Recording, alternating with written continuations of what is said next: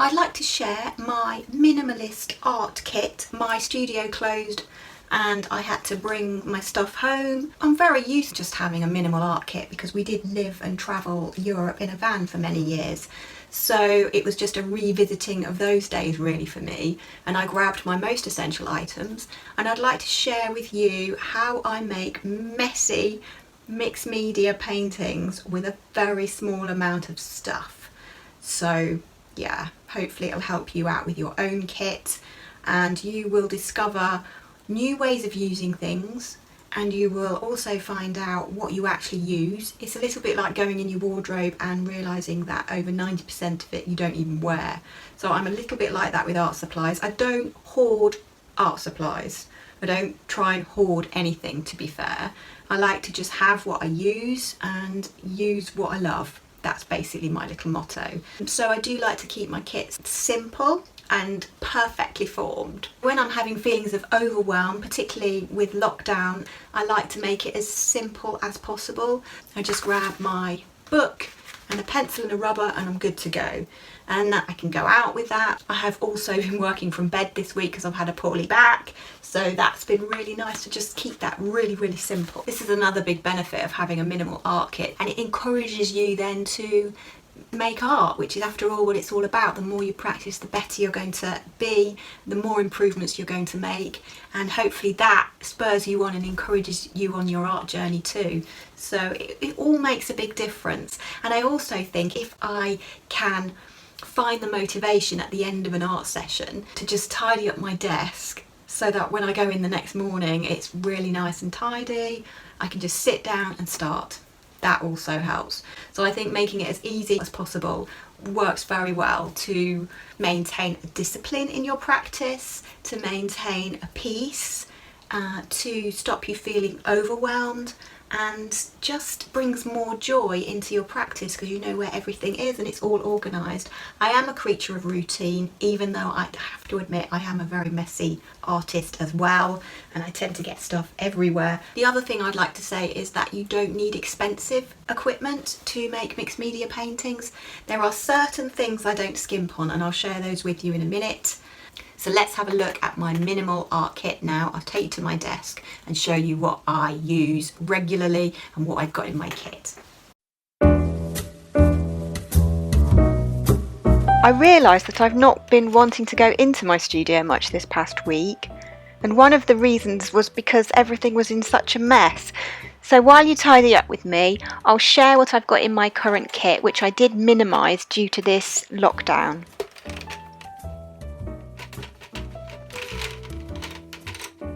So let's start first with all my pencils. I love my pencils.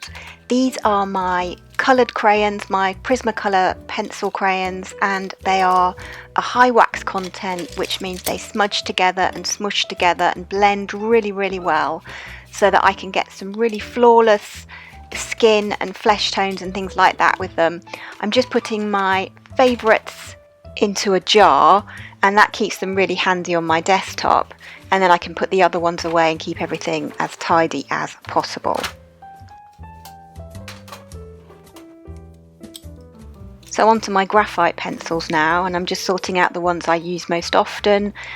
I am just swapping a few things around as I recently received a lovely gift from a friend, some Faber Castell pencils, which are really fine quality pencils, and I love having those handy on my desk and not the other ones, so I am demoting those and they can go away in a box somewhere.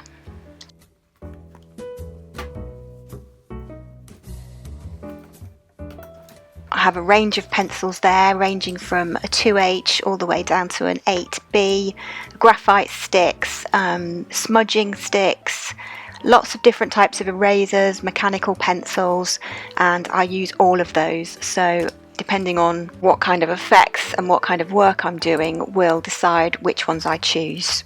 For example, if I'm starting a drawing, I will start with a harder pencil and I'll work my way down to the softer ones when I'm doing my tonal values, shading, etc.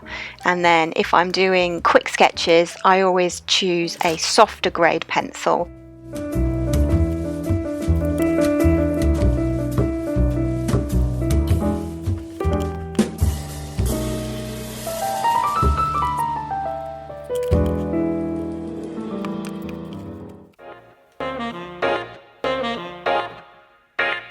So onto my miscellaneous items. I have got some gel medium matte and gloss, which I use all the time with my paints.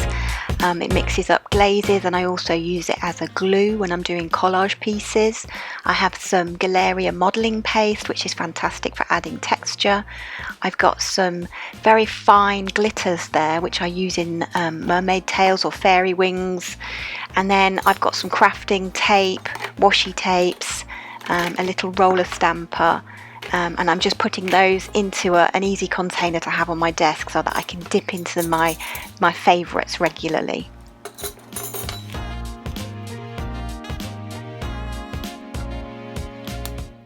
So here's a few more of my essential items in the not very exciting category but very useful. I have a water spray, a pack of wet wipes, and also a bit of old flannel or a bit of old towel, which I use to keep my brushes clean. So on to my small selection of brushes now. These are what I have at home. I have some Daler Rowney, my watercolour brushes, and also some cheapy ones from the local craft shop, The Works and WH Smith's. I do go through my brushes and I don't treat them very well, so I tend not to go more expensive.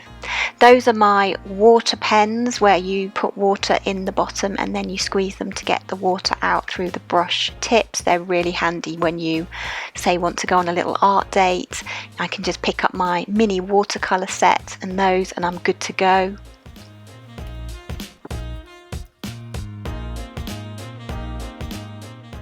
That's my orange flower water, which I like to put on my hands and smell, and it's really refreshing and uplifting and inspiring, and I love to freshen up the studio like that, and it fills up the room with the most delicious scent.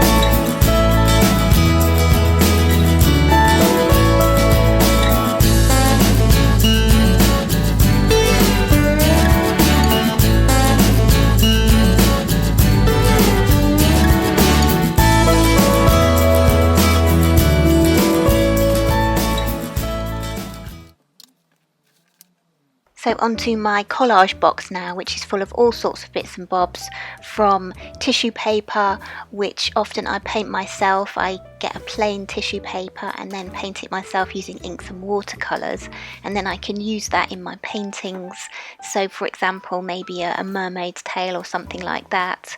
I also like to keep in here my old journal pages that are meaningful to me.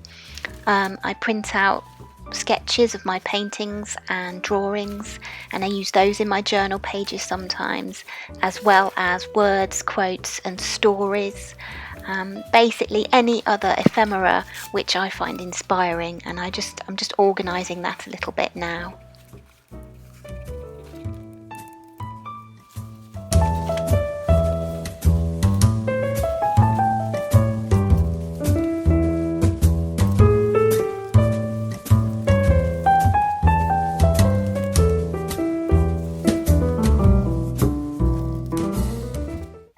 So onto my paper choices now. I love to use the Strathmore mixed media paper.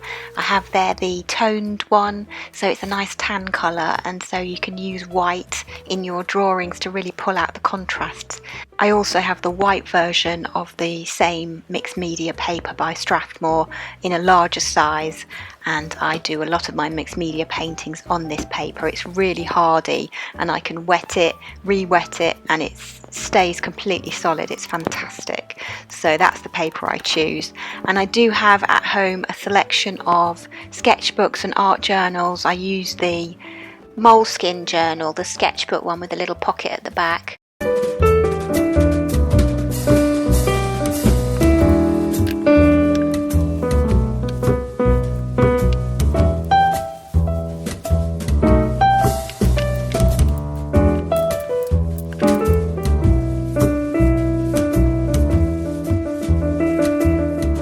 hope you enjoyed this video. Thank you so much for watching.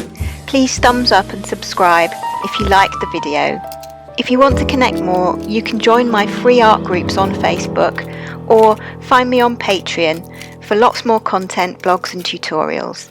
See you next time. Lots of love and virtual hugs. Bye for now.